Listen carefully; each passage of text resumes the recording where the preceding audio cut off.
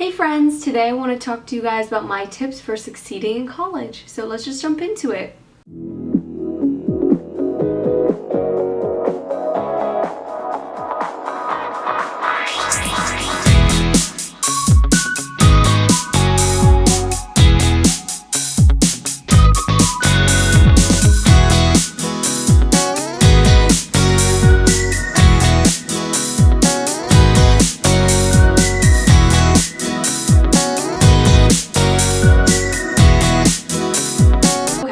So things are really different when you get to college from high school. In high school, at least in my experience, it was so strict and there was so much to do that I felt like I didn't have time to have the freedom to make my own choices about how I wanted to get things done. And then coming into college, there was this weird switch where like I had the time to decide how I wanted to do things. And there was a little bit of a struggle figuring out, okay, well, how do I want to do things? What's the best way for me to succeed now that I have the ability to choose that?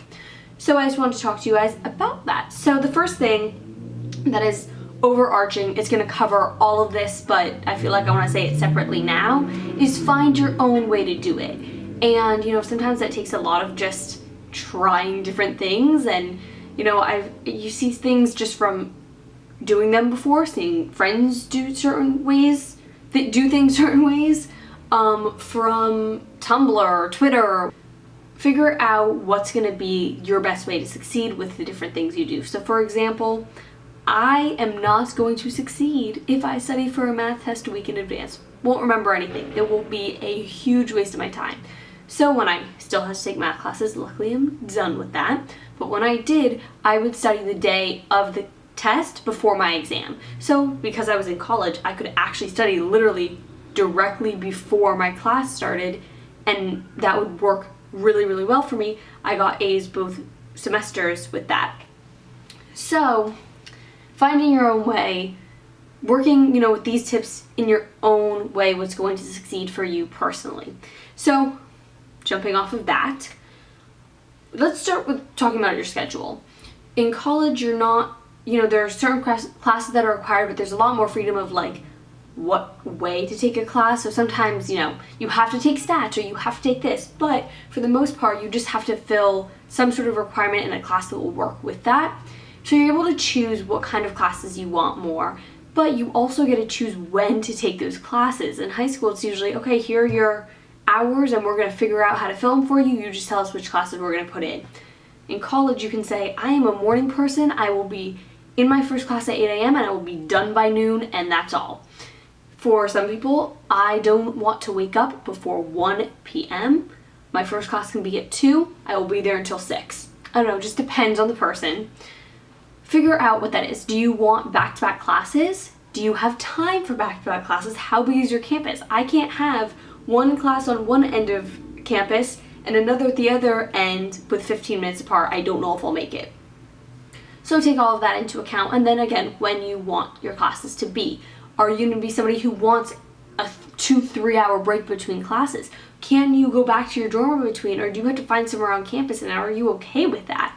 So the next thing I would do is try and figure out how you're going to then get your work done. So there's in class and whatever, you have to figure out according to that what time you're going to have outside of class to get the work from class done.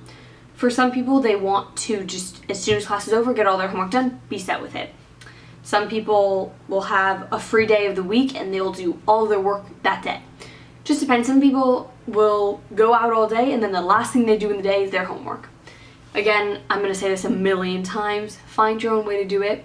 Personally, for me, I like to sit down and I work, but I can't just work for hours on end. So I have a show on usually, and I set different parameters. So for every section of the textbook I read, I get to watch my show through playing one game on my phone. Once I finish that game, win or lose, I read another section and onward and onward.